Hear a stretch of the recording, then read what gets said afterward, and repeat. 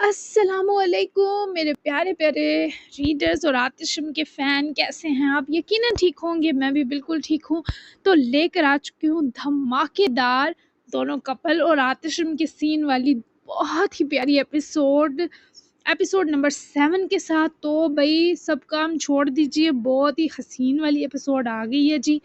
اور آج کے ایپیسوڈ میں نیکسٹ 8 ایپیسوڈ کا پرومو بھی دوں گی، جیسا کہ کل میں نے پوسٹ میں بتایا تھا۔ تو سب کام چھوڑ دیجئے کیونکہ بہت ہی توجہ والی ایپیسوڈ ہے اور بہت زیادہ والی بھی، ٹھیک ہے؟ تو میں بھی آپ کو مزید آپ کو انتظار نہیں کرواتی اور لے کر چلتی ہوں ایپیسوڈ کی طرف۔ تو جلدی سے چلتے ہیں، لیٹس سٹارٹ۔ میں کمینہ ہوں لیکن میں تمہارا کتنا خیال رکھتا ہوں۔ کمینگی یہ نہیں ہوتی کہ کوئی آپ کو سکون بنا لے، تم میری محبت ہو۔ پھر باسل کا سوال کرتے آواز کا اتار چڑھاؤ بھیانک حد تک بگڑا، جبکہ وہ اسے خونہار بھوری آنکھوں میں تیش کی اضافی مقدار برے دیکھتے ہوئے اپنی دونوں بازوؤں کو چھڑوانے کی کوشش کر رہی تھی، جنہیں باسل نے اچھی خاصی مضبوط ہاتھوں کی پکڑ میں لے رکھا تھا۔ چھوڑو مجھے، میں نے کہا چھوڑو مجھے باسل، ورنہ چیخ چیخ کر تمہاری عزت کا جنازہ نکال دوں گی۔ اپنے ناکام ہونے کا غصہ وہ آلریڈی چیخ کر نکال رہی تھی۔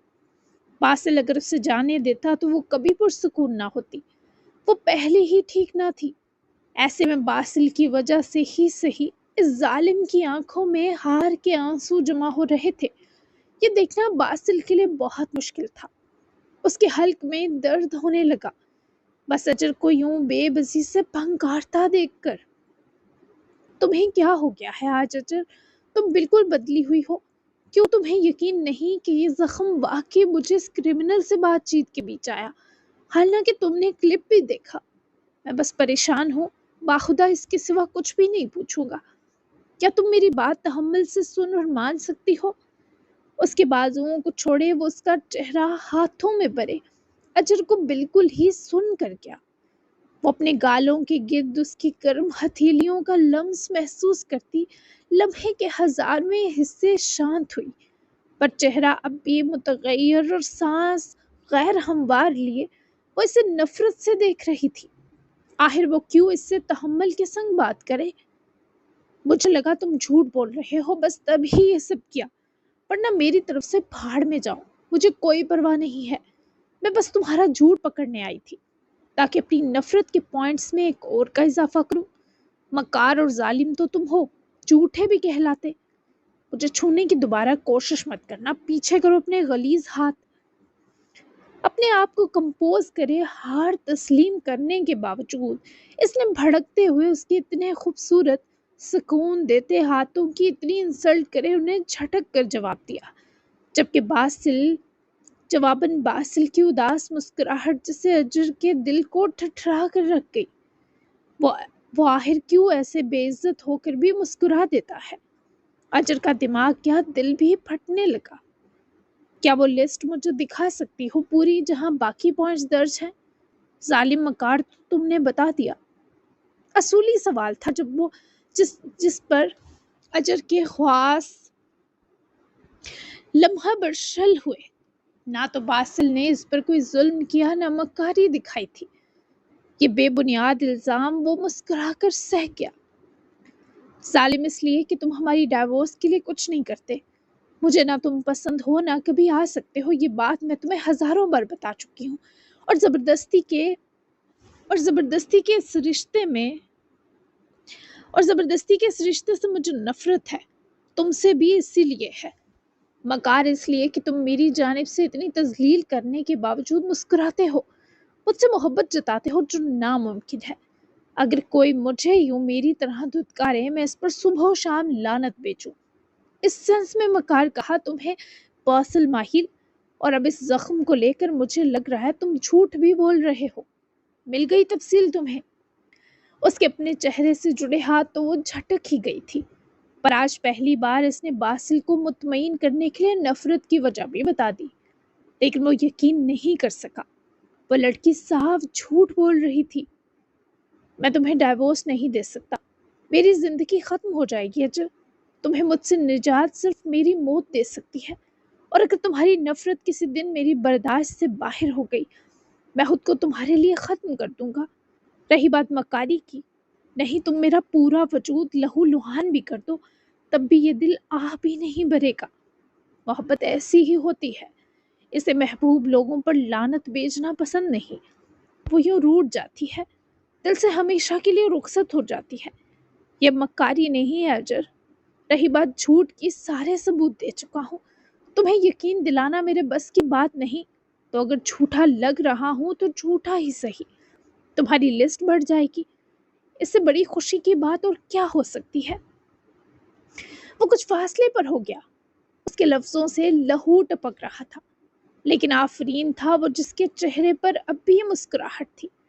اجر خاموش تھی، لیکن اس کے اندر باسل کا کہا حرف حرف طوفان برپا کر چکا تھا۔ یہ باسل ماہل کو بھی دکھائی دے رہا تھا۔ مجھے بتاؤ میں کیا کروں؟ جینا چھوڑ دوں تمہاری خوشی کے لیے؟ بتاؤ، کچھ بھی کر سکتا ہوں تمہارے لیے، اپنا آپ تمہاری زندگی سے ہمیشہ کے لیے مائنس بھی۔ مجھے تمہارے سامنے اپنا آپ دکھائی نہیں دیتا۔ بتاؤ کیا کروں، جو تم جو کہو گی وہی ہوگا۔ باسل نے اسے یوں چپ محسوس کرتے واپس اس کی طرف قدم بڑھاتے، فاصلے کو کاٹتے اسے دونوں بازوؤں سے ہولڈ کیا، پر وہ ناگواری سے منہ پھیر گئی۔ مجھے تم سے کوئی بات نہیں کرنی، وہ باسل کو پوری قوت سے دھکیل گئی،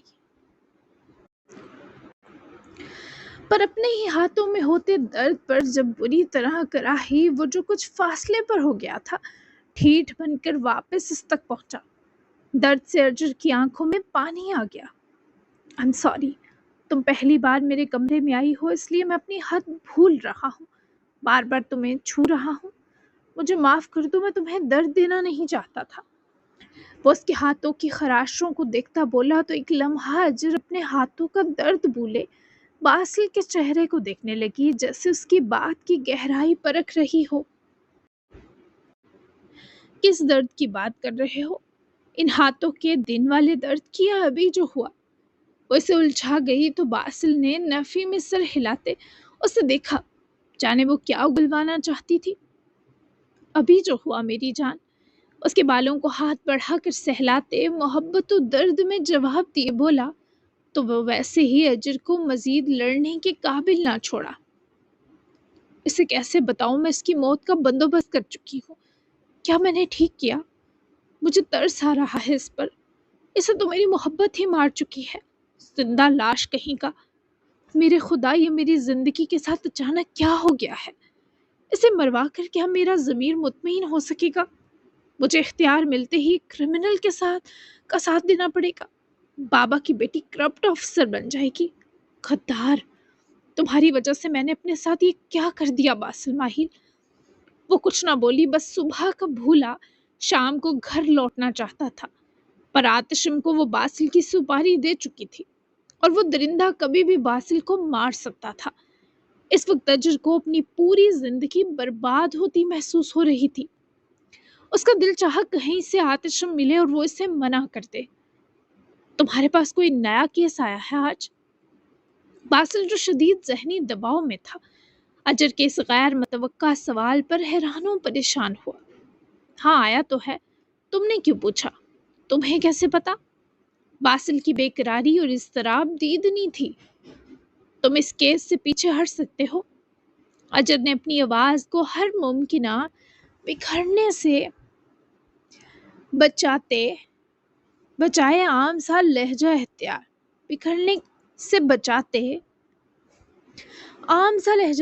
کیا۔ نہیں، ایک بار کیس میرے پاس آ جائے تو حل ہو کر ہی ہاتھ سے نکلتا ہے۔ ادھر دیکھو میری طرف اجر، کیا میرے اس کیس کی وجہ سے تمہیں کسی نے پریشان کیا ہے؟ کوئی پرابلم ہوئی ہے؟ باسل نے اس کی حالت کے پیش نظر اپنی تسلی کرنی چاہی، پر اجر نے نفی کر دی۔ نہیں، ایسا کچھ نہیں ہے، جو مرضی کرو۔ وہ باسل کو پرے کرتی دروازے کی طرف بڑھی اور اسے کھول کر باہر نکلی تو باسل پیچھے ہی باہر تک آیا، جہاں وہ سیڑھیوں کی طرف جاتی جاتی رک کر کرب سے سانس بھرتی پلٹی۔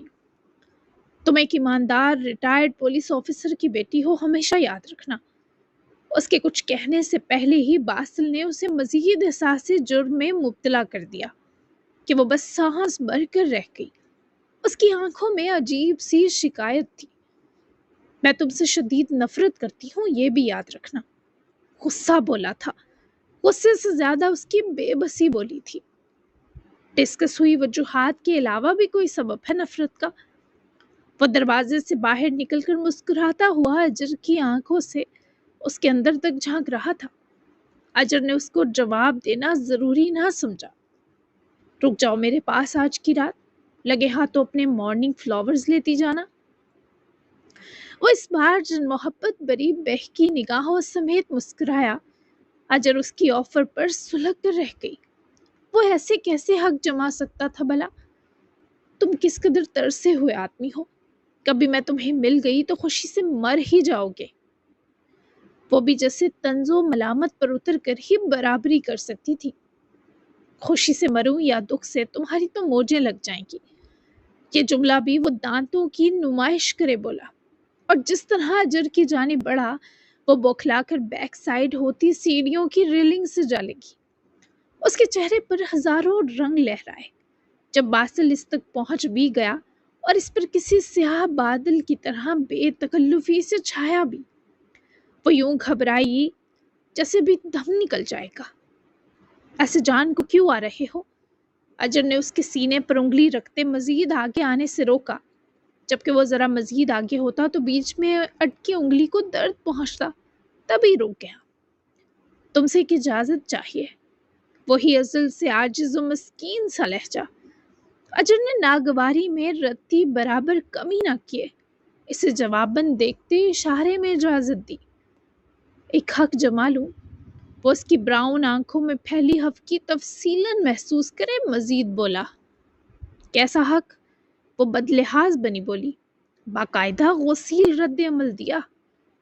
کچھ منوانے کا حق؟ وہ پہیلیوں سے اریٹیٹ کر رہا تھا اور وہ ہو بھی رہی تھی۔ بول بھی دو، اب میرے کانوں سے دھواں نکلنے کا ویٹ ہے۔ اکتا کر وہ بولی جیسے سخت عاجز آئی ہو۔ یہی کہ ایک بار کہو، بہت محبت ہے مجھے تم سے۔ باسل کی چھوٹی سی فرمائش تھی، بس یوں ہی دل مچل رہا تھا۔ بہت محبت ہے مجھے تم سے۔ اجر نے اپنا ہاتھ باسل کی گردن کے سامنے لپیٹے دباؤ دیتے آنکھوں میں شعلے بھڑکانے کے سنگ فوری جواب دیا، تو باسل دھم گھٹنے کے باوجود یوں مسکرایا جیسے اس کی زبان پر کسی نے امرت رکھ دیا ہو۔ یہی جملہ جب محبت سے کہو گی، پوری دنیا تمہارے قدموں میں لا کر رکھ دوں گا۔ وہ اس کی آنکھوں کی نفرت دیکھتا زخمی سا مسکرایا۔ اجر نے اس کی گردن چھوڑ دی، ورنہ ناخن یہاں بھی گاڑ بیٹھتی۔ وہ پوری دنیا تم لے لو اور میری زندگی سے دفع ہو جاؤ۔ حقارت سے باسل کو دھکیل کر پیچھے کرتی اس بار وہ سیڑھیاں اترتی چلی گئی۔ مڑ کر بھی نہ دیکھا، جس کا دل کرچیوں میں بدل گیا تھا۔ واپس کمرے میں آ کر باسل نے سٹنگ ایریا کی جانب رکھی گلاس میز کی سطح پر رکھا لائٹر اور سگریٹ اٹھایا، نکال کر اسے سلگائے وہ چلتا ہوا بلکونی میں آ رکا۔ دھوئیں کا اندرونی غبار جان لینے لگا۔ اٹس اوکے باسل، ابھی تم اس کی محبت ڈیزرو نہیں کرتے۔ خود کے اندر بھرتے دھوئیں کو اس مصنوعی دھوئیں کے سنگ وہ اپنے اندر سے نکالنا بخوبی جانتا تھا، اور کر بھی رہا تھا۔ اس کی آنکھوں میں رات ڈھل رہی تھی، اور شاید وہ بھی۔ آج کا دن اس کی زندگی میں فیصلہ کن رہا تھا۔ آخرکار ایک طویل دن اور رات گزر گئے۔ اسمروا مرزا نے 6 سے 7 ایک ساتھ لکھ دی۔ ایک دن پر طویل ہی ہوا نا، جسٹ جوکنگ۔ وہ جب فجر کے وقت جاگی تو آنکھیں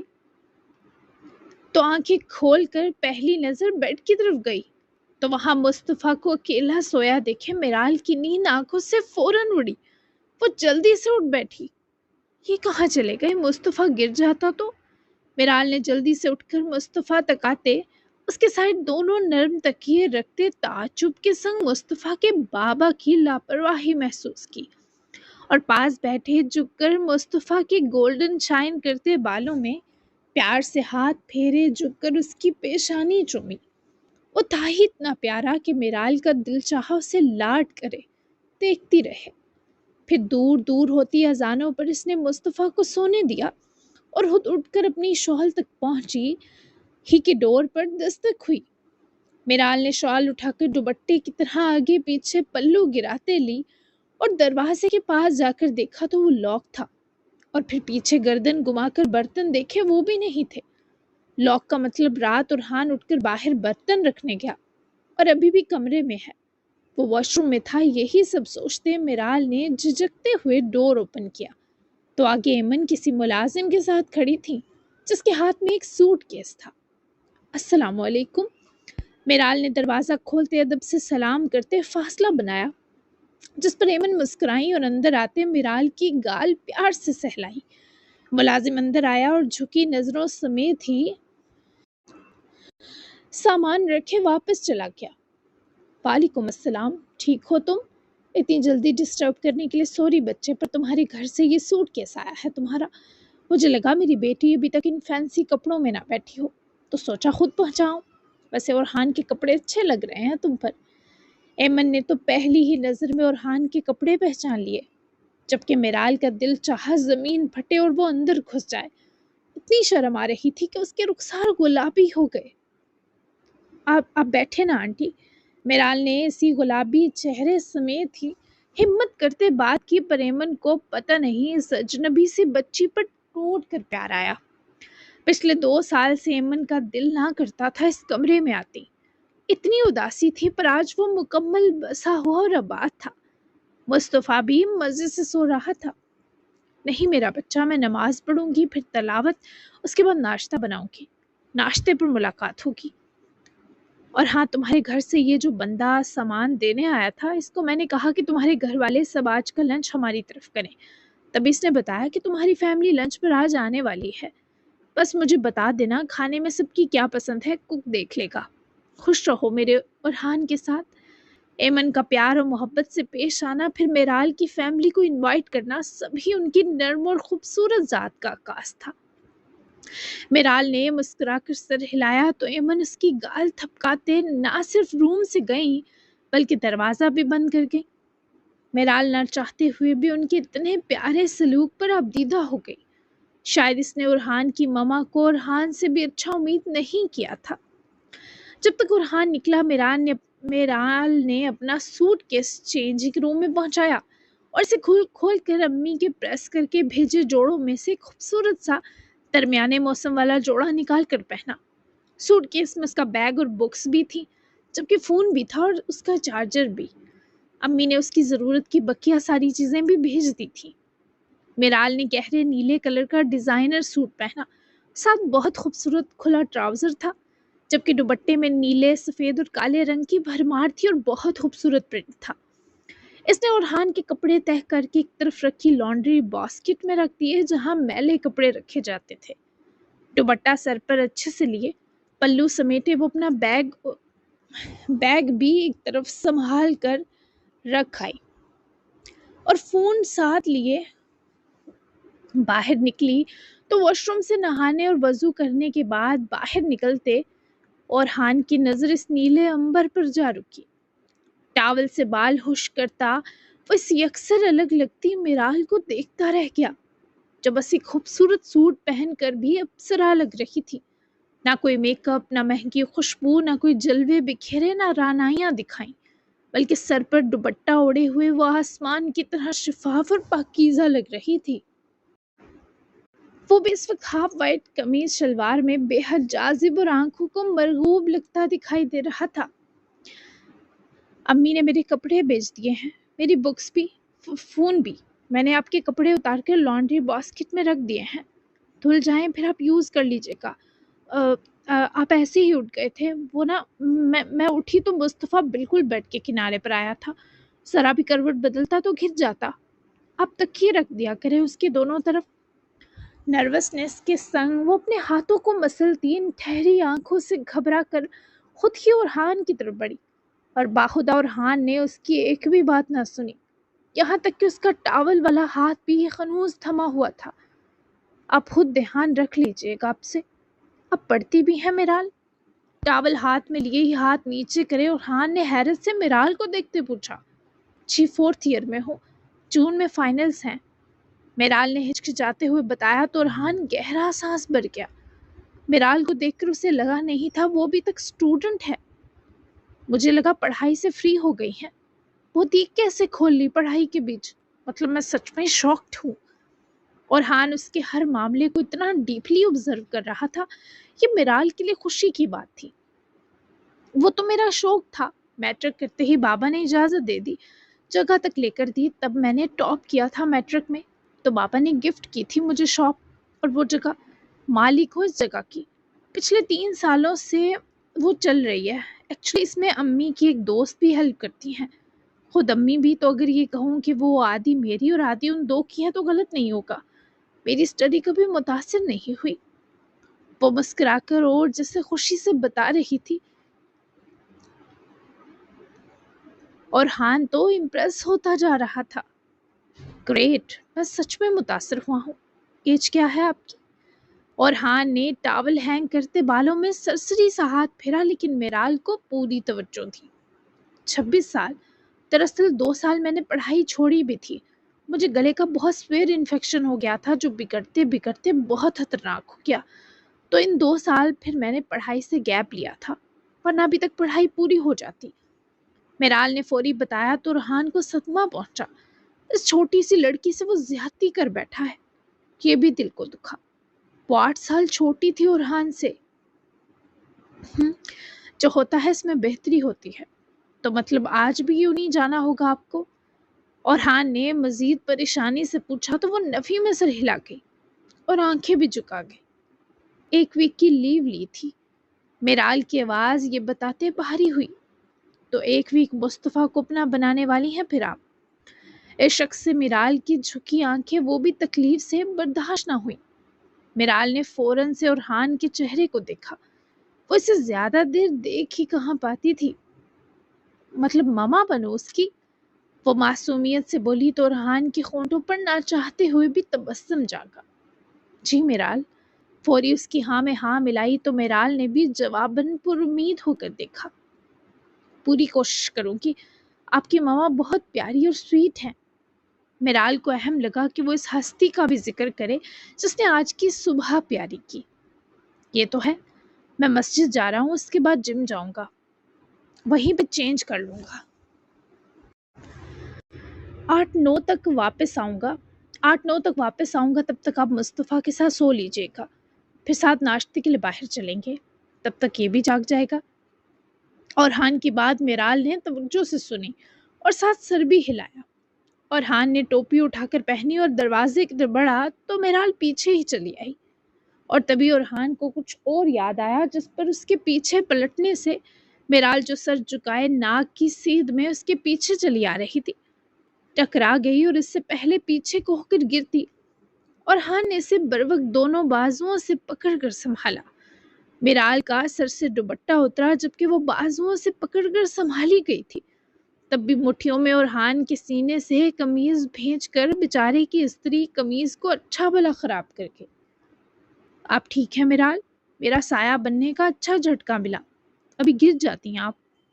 ارحان نے اسے اس کے سہارے کھڑا کرواتے ساتھ حفیف سا پیار سے ڈانٹا بھی۔ میرال نے جلدی سے ارحان کی قمیض چھوڑی اور سنبھل کر کھڑے ہوتے ہی اپنا اترا دوپٹہ سر پر جمایا۔ معاف کر دیں، وہ میں نے سوچا دروازے تک آپ کو چھوڑ دوں، یہ تو ساری استری خراب کر دی میں نے۔ رکیں۔ میرال نے گھبراہٹ کے مارے آگے بڑھ کر اپنے دونوں ہاتھ ارحان کے سینے پر پھیرے تاکہ جو سلوٹیں آ گئی ہیں وہ انہیں ٹھیک کر سکے۔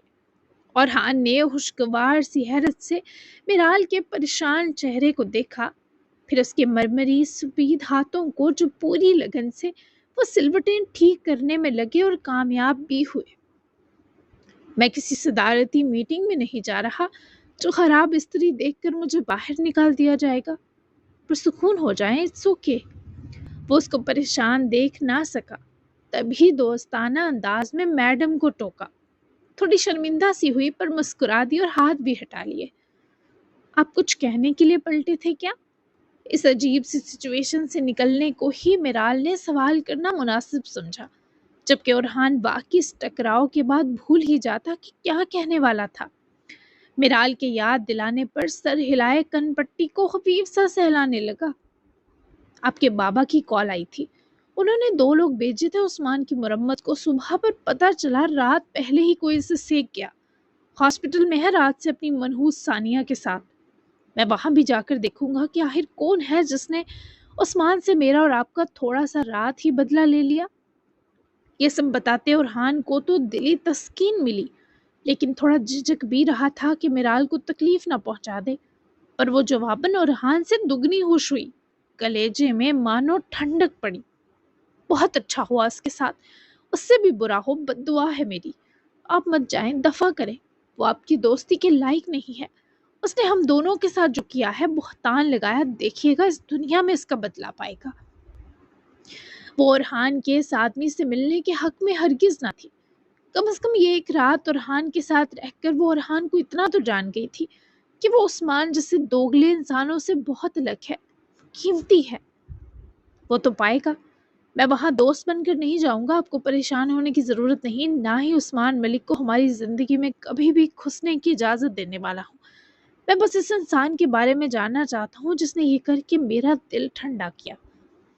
اس لڑکی کی پریشانی دیکھتے اورحان کو بہتر لگا کہ وہ اسے تفصیل دے، اور وہ سمجھ بھی گئی۔ پریشانی سے بھی قدرے باہر نکل آئی۔ آپ کا دل ہی نہیں میرا بھی ٹھنڈا ہوا ہے۔ اپنا خیال رکھیے گا۔ اس بیچ اس انسان کی اصلیت جاننے کے بعد شدید نفرت ہو گئی ہے مجھے اس سے، اور اس جیسے ہر انسان سے، اور ڈر بھی لگ رہا ہے۔ ایسے لوگ کسی صورت خیر نہیں بن سکتے۔ وہ بھی تو کل کے حادثے میں بری طرح متاثر تھی، اور پہلی بار کسی نے اورحان کو یوں اپنا خیال رکھنے کی تاکید کی۔ یہ جملہ تو کبھی سے مہر نے بھی نہیں کہا تھا۔ اورحان کو سن کر بہت راحت ملی۔ جانتا ہوں میرال، اسے اس کے کیے کی بھرپور سزا ملے گی۔ آپ کے ایک آنسو کا بدلہ دے گا وہ۔ فجر پڑھ کر مصطفیٰ کے ساتھ کچھ دیر سو جائیے گا۔ آئی نو کاؤچ پر اچھے سے سو پانا تھوڑا مشکل ہوتا ہے۔ سی یو۔ بھرپور طمانینت دیے وہ میرال کی مسکراہٹ وصول کرے، اپنے سحر میں پھر سے اس بھولی سی لڑکی کو گرفتار کرے، اپنی خوشبو کے اثر کمرے میں بکھیرتا باہر نکل گیا۔ میرال نے مسکرا کر ڈور بند کیا اور پلٹ کر ساتھ لگے کھڑی ہوئی، اور نظر مصطفیٰ پر جاتے ہی مزید پیار سے بھر گئی۔ اگر میری عثمان ملک سے شادی ہو جاتی تو میں ان 2 سے کبھی نہ مل پاتی۔ یہاں جو سکون ہے وہ مجھے مرضی کے انسان کے ساتھ شادی ہونے کا سوچ کر بھی نہیں ملا تھا۔ یہ سکون جو یہاں ہے، اس کمرے میں ہے، کہ جو بھی باہر گیا شخص کے منہ سے نکلتے ہر لفظ میں ہے، اس کے عزت و احترام دینے میں ہے، اس کی فکر میں ہے۔ عثمان ملک کو منحوس کہوں یا اس سب تک مجھے پہچانے کا ذریعہ؟ مجھے لگا تھا وہ ڈریم ہسبینڈ والی مخلوق ہے، پر وہ تو کچرا نکلا۔ اصل مردانگی اور اصل وجاہت تو اورحان ماہل کے پاس ہے۔ آپ کے ہر فیصلے میں بہترین معافی ہے میرے اللہ۔ میں نے عثمان ملک کا معاملہ بھی آپ پر چھوڑا تھا کہ اگر یہ میرے لیے بہتر ہے تو مجھے تبھی عطا کریں۔ کل جو کچھ ہوا وہ بہت تکلیف دہ تھا، لیکن اس لمحے میں شکر گزار ہوں اس کمرے کی مکین بننے کے لیے۔ اور یہ بچہ مجھے ذرا بھی بوجھ نہیں لگ رہا۔ آپ جانتے ہیں مجھے بچوں سے ویسے ہی کتنا پیار ہے۔ بس میرے دل میں مصطفیٰ کے لیے اور مصطفیٰ کے دل میں میرے لیے بہت سا پیار اور محبت ڈال دیں۔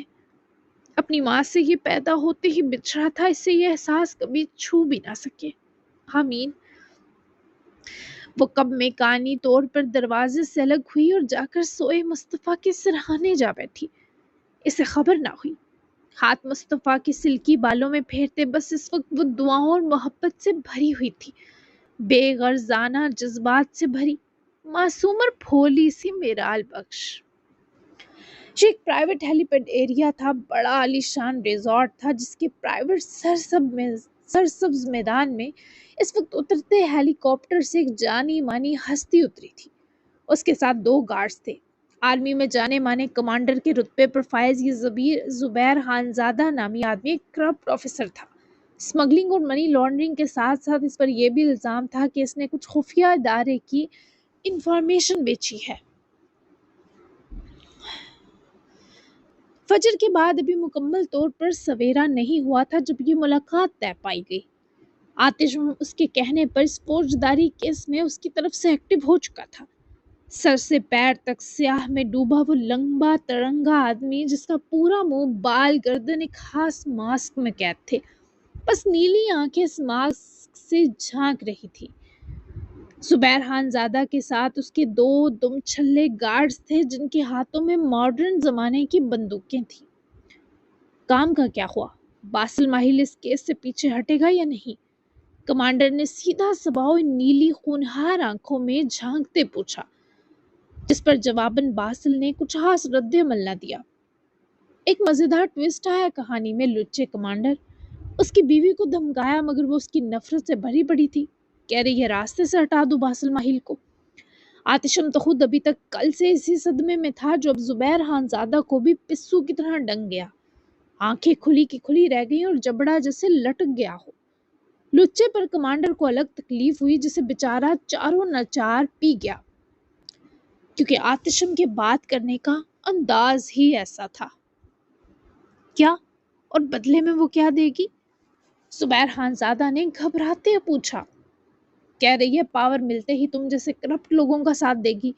उसके बाप का कई सालों तक जिस कदर कानून के महकमे पर राज रहा है, अगर उसके बाद उसकी वो बेटी ईमानदार ऑफिसर बनकर आ गई, तो तुम सब लोगों के तो सारे गलीज धंधे ही चौपट कर देगी। तो मैंने अपना दिमाग लड़ाया और बासिल माहिल की मौत के बदले इसकी ताउम्र की ईमानदारी खरीद आया। अब तू देख ले, अगर वो तेरे फ्यूचर में काम किया तो ठीक, पर न बासिल को मारने का तो तेरा भी मन है खानजादे। आतिशम की बातें तहम्मुल पास रहने ही कब देती थी। उसका एक अपना खौफ व दबदबा था, जो इस वक्त जुबैर खानजादा पर अफरीत बनकर हावी दिखाई दे रहा था। सौदा बुरा नहीं है। बासिल माहिल अपने अफसरों की बस की चीज नहीं आतिशम, ये पूरा महकमा जानता है। अगर ये केस किसी प्रेशर की वजह से बासिल माहिल को मिल गया है, तो इसका एंड मेरी कटी गर्दन पर होगा। जुबैर खानजादा की इस वक्त हवा टाइट थी, जिस पर आतिशम ने नीली आंखों तक में महसूस होने के रंग भरे। इसे इन लोगों की फटी पड़ी देखकर बहुत जरूर जो मिलता था। देख, मुझे पका मत, सीधे से बता क्या करना है। बासिल राह से हट गया तो तेरा काम आसान हो जाएगा। तेरा नारकोटिक्स चीफ बनने तक कुछ वक्त लगेगा, तब तक वो आ जाएगी मैदान में, फिर मिला लेना उससे साथ। जल्दी फाइनल कर अबे, टाइम नहीं मेरे पास। आतिशम ने उसकी घबराहट और खौफ में जल्दबाजी से मजीद इजाफा किया, जबकि जुबैर खानजादा भी जानता था कि बासिल को मार दिया तो महकमे के कुछ जिम्मेदार लोग उसकी मौत की पूरी इंक्वायरी करेंगे।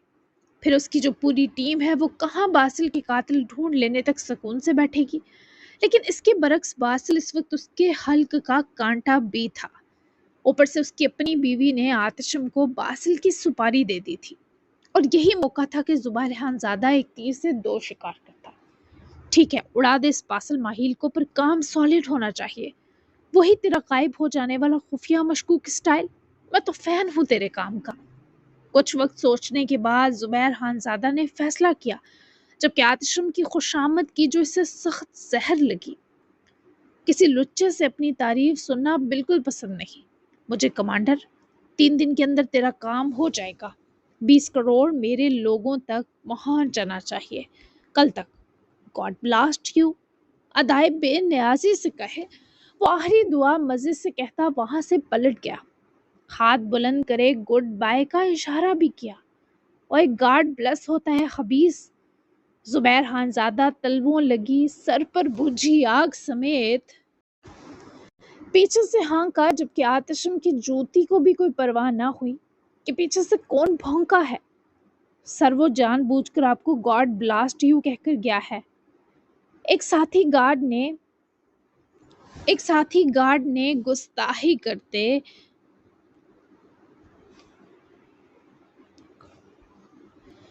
जुबैर खानजादा के इल्म में इजाफा करना चाहा, तो जुबैर ने खींच कर इस बेचारे की गाल सेक दी। नेकी का तो कोई जमाना ही ना था। बहुत अकड़ है इसमें।